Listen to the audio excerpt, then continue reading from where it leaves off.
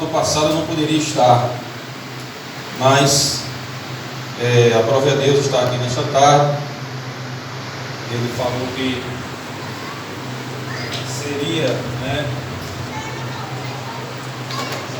uma hora, e a gente disse, não, tá certo, vamos chegar ali rapidinho. Bom, obrigado. E eu fico feliz de estar aqui com os irmãos, e conhecer alguns que eu não conheço, o povo que vai morar no céu. Mesmo sentado, curva a sua cabeça, Pai, em nome de Jesus, eu te peço, através do teu Santo Espírito, fala aos nossos corações, pela tua poderosa palavra, Deus, que ela nos transforme, ela nos modifique, que ela seja o nosso escopo de vida, Pai, que nós venhamos viver conforme a tua palavra, alicerçado na tua palavra, Senhor. Ó Deus bendito, eu te louvo, eu te agradeço, em nome de Jesus. Amém. Eu quero usar como base para que vamos conversar com os irmãos, bem rapidinho, a epístola de Paulo ao jovem pastor Timóteo. Timóteo era o companheiro de Paulo, e Paulo enviou para tomar conta da igreja de Éfeso. E aquele jovem pastor, ele foi ensinado por Paulo. Se você estudar 1 Timóteo, 2 Timóteo, nós vamos perceber que é Paulo dando instruções à igreja em Éfeso e a esse jovem pastor chamado Timóteo, líder. E eu quero tomar por base o capítulo 3, meu irmão. É o tema que eu falou. Eu vou passar as prioridades para um obreiro aprovar.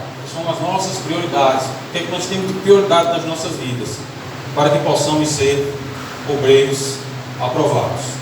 Eu vou ler o texto, capítulo 3, e vou fazer uma pregação expositiva.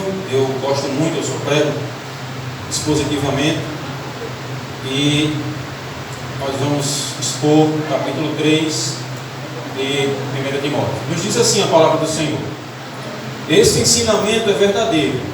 Se alguém quer muito ser bispo na igreja, este deseja um excelente trabalho. O presbítero deve ser um homem que ninguém possa culpar de nada. Deve ter somente uma esposa, ser moderado, prudente, simples.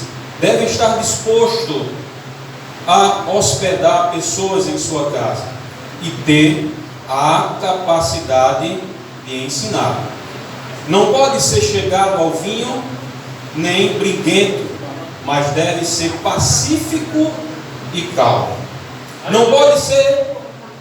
Não deve amar o dinheiro, deve ser um bom chefe da sua própria família e saber educar os seus filhos de maneira que ele lhe obedeça com todo respeito.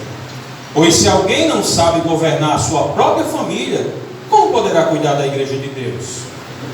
O pastor não deve ser alguém convertido há pouco tempo. Se for, ele ficará cheio de orgulho e será condenado, como o diabo foi.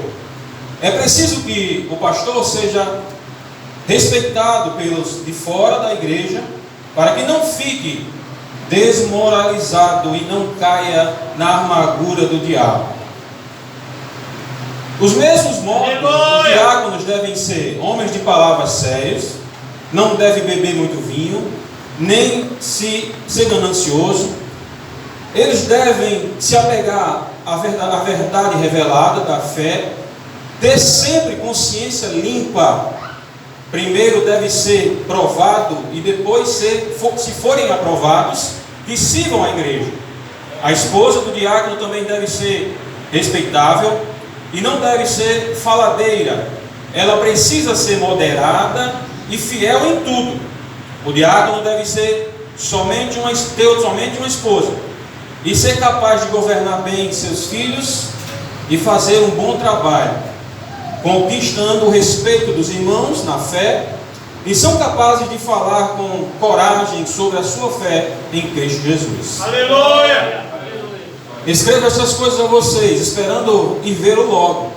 Mas se eu demorar, esta carta vai nos dizer como devemos agir a família de Deus, que é a igreja de Deus vivo, a qual a coluna e o alicerce da verdade. Sem nenhuma dúvida, é grandiosa a verdade revelada na nossa religião. Em verdade, é a seguinte: ele se tornou um ser humano, foi aprovado pelo Espírito de Deus, foi visto pelos anjos, foi anunciado entre as nações, foi aceito com fé por muitos no mundo inteiro e foi levado para a glória. Louvado seja o nome do Senhor.